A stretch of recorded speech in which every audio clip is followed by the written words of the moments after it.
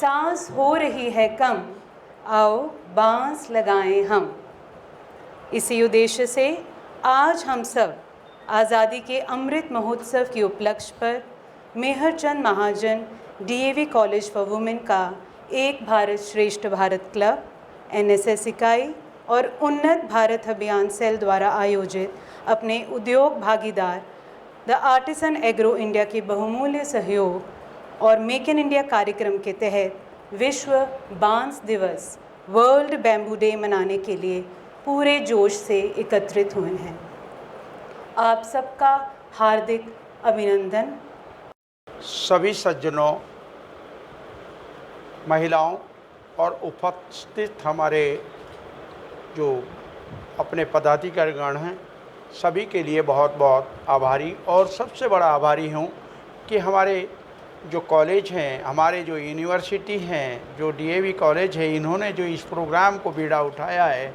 ये world bamboo day मनाने का जो प्लान उन्होंने रखा है, ये बहुत बड़ा एक प्रोग्राम है। शायद आपको पता हो, ये वर्ल्ड बम्बू डे कितने सालों से मनता आ रहा है। Bamboo plantation and production profitable business. जितने हमारे स्टूडेंट हैं, अगर हम बांस उद्योग की बांस नहीं लगा सकते हैं तो बांस उद्योग का काम करिए। बांस के इतने गुण हैं, इतने फ़ायदे हैं, अगर मैं बताने लगूंगा तो मुझे लगता है कि पूरा दिन बीत जाएगा, मैं नहीं बता पाऊंगा। 2500 इसके प्रोडक्ट बनते हैं और जो सबसे बड़ा महत्वपूर्ण है, बांस पूरा यहाँ पर हमारा एक लिखा था कि हम इस समय अमृत महोत्सव मना रहे हैं। हम अमृत महोत्सव के साथ देश की आर्थिक आज़ादी का बहुत बड़ा अभियान चला रहे हैं। इस बात से आपके देश की आर्थिक व्यवस्था पूरी बदल जाएगी। तो बांस से हमारा प्रोडक्शन में अपना भविष्य स्टूडेंट बना सकते हैं। बांस एक ऐसा चीज़ है, फाइट टू क्लाइमेट और फाइट टू एम्प्लॉयमेंट। ये रोजगार भी देता है और वातावरण को शुद्ध भी करता है, इको फ्रेंडली है, हर चीज़ इसकी यूज़ होती है, जीरो वेस्ट है। इसके पत्ते भी अगर आप खा लेते हैं तो आपको कैल्शियम मिलता है, हर प्रकार की बीमारियां खत्म हो जाती हैं। इसके पेड़ के नीचे अगर आप 2 घंटे रोज बैठते हैं, आपको ऑक्सीजन मिलता है। 230 टन ऑक्सीजन एक बांस का पौधा देता है।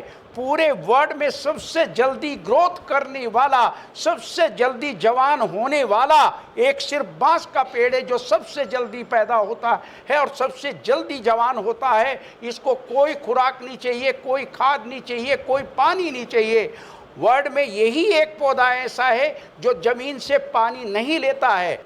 ये बांस के प्रोडक्ट हैं 2500 के करीब प्रोडक्ट हैं और उसकी वेरिएशन अगर जोड़ी जाए, 20-20 एक की वेरिएशन जोड़ी जाए तो बहुत कुछ आपको काम मिल सकता है, बहुत लोगों को रोजगार। इसके बहुत सारे आइटम है, मैं यहाँ भरूँगा तो पॉसिबल नहीं है। ये हमारा एक इसका छोटा सा एक परिचय स्टूडेंट के लिए है और आप इसके अंदर कितना आप काम कर सकते हैं, इसमें आप अपना फ्यूचर बना सकते हैं।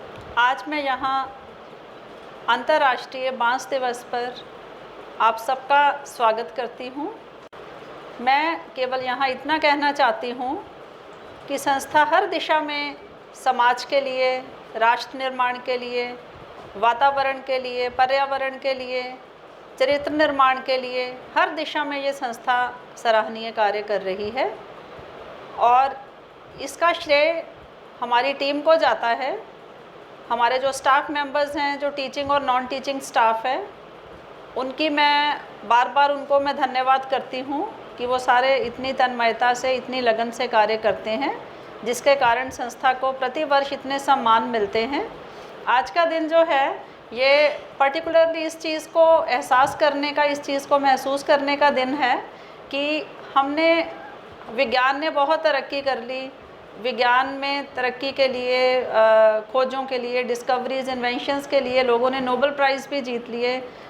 तकनीक में इतनी उसमें प्रगति हुई है, विज्ञान में, मेडिकल साइंसेज में, सभी तरह के विज्ञान में इतनी तरक्की हुई है, प्रगति हुई है लेकिन साथ ही हमने अपने जीवन को कंफर्टेबल बनाने के लिए, सुखमय बनाने के लिए इतने साधन जुटा लिए हैं कि अब वही हमारे लिए नुकसान का कारण बन गए हैं। और कोविड-19 जो है एक तरह से उसी बात की चेतावनी है कि हमें थोड़ा सा रुक कर सोचना चाहिए कि हम किस दिशा में जा रहे हैं। आज जो अंतर्राष्ट्रीय बांस दिवस है, सबसे पहले मैं इसमें हमारे जो मुख्य अतिथि हैं श्री देवेंद्र दलाई जी, उनका बहुत बहुत धन्यवाद करती हूँ। आपके बहुत धन्यवादी हैं कि आपने अपना बहुमूल्य समय हमारे लिए निकाला। इसके अतिरिक्त आर्टिज़न के जो फाउंडर डायरेक्टर हैं श्री जोशी जी, उन्होंने इतनी अच्छी प्रेजेंटेशन दी है कि हम उनके ऋणी हैं। हमें सभी को ये नहीं पता था कि बांस के इतने गुण हैं, इतनी विशेषताएं हैं, और हमारे अपने कैंपस में भी बांस के बहुत सारे पेड़ लगे हुए हैं।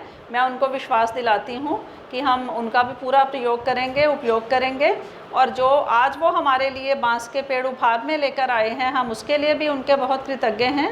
आज इस अवसर पर मैं गांव से आने वाले हमारे जो सरपंच हैं और जो प्रिंसिपल्स हैं और जो काउंसलर्स यहाँ पर आए हैं, उनका भी मैं हृदय से धन्यवाद करती हूँ। उनके सहयोग के बिना इन गाँव में कार्य करना संभव नहीं था।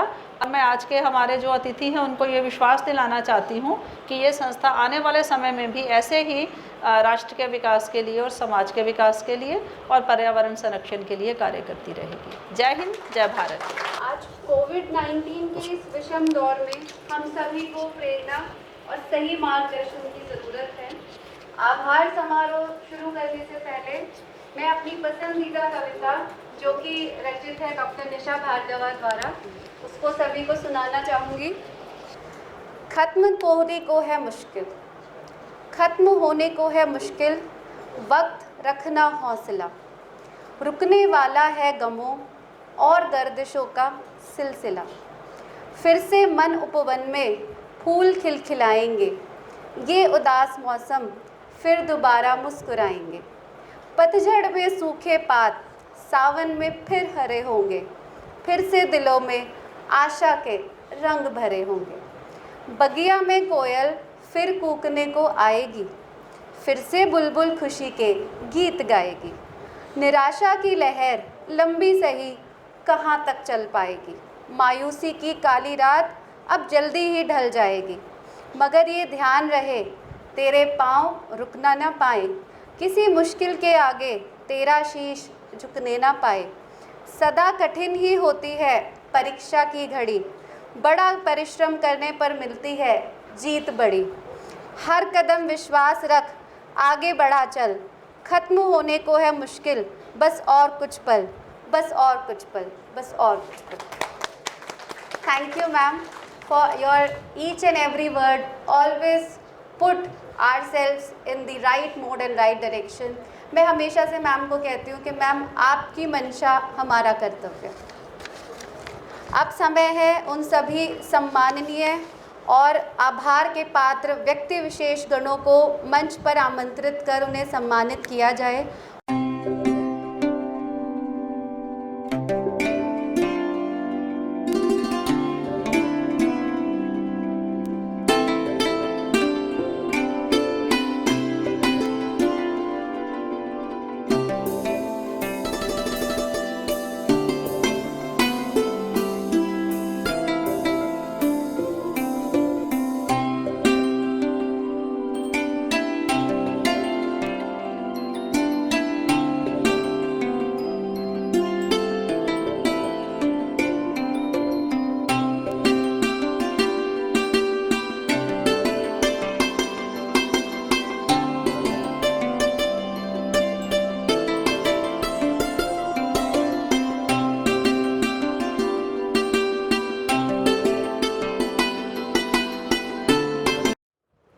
On this occasion of World Bamboo Day, I think a lot has already been spoken about the importance, about the utility, usage and scope of bamboo and bamboo plantation.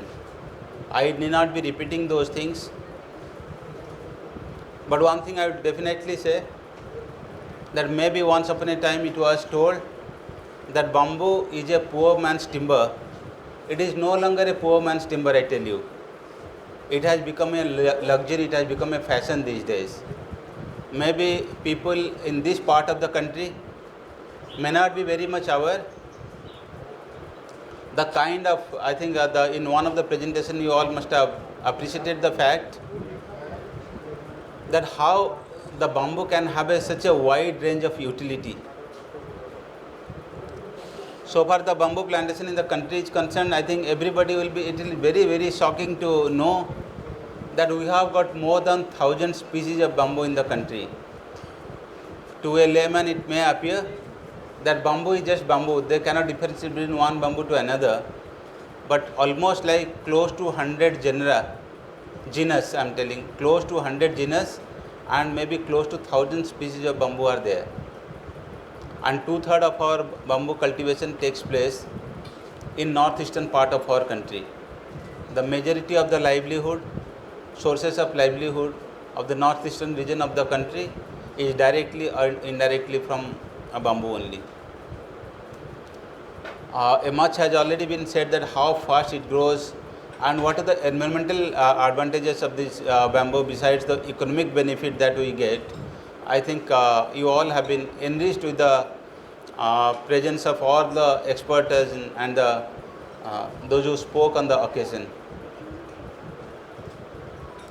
Regarding the policy thing, I tell you that bamboo used to be cultivated in only forest area in earlier days, but gone are those days. People have started cultivating bamboo in their own farmland, looking at the economic benefits of the species. Almost like close to 1 crore people are directly earning their livelihood from this bamboo, directly. Indirectly there are many of course.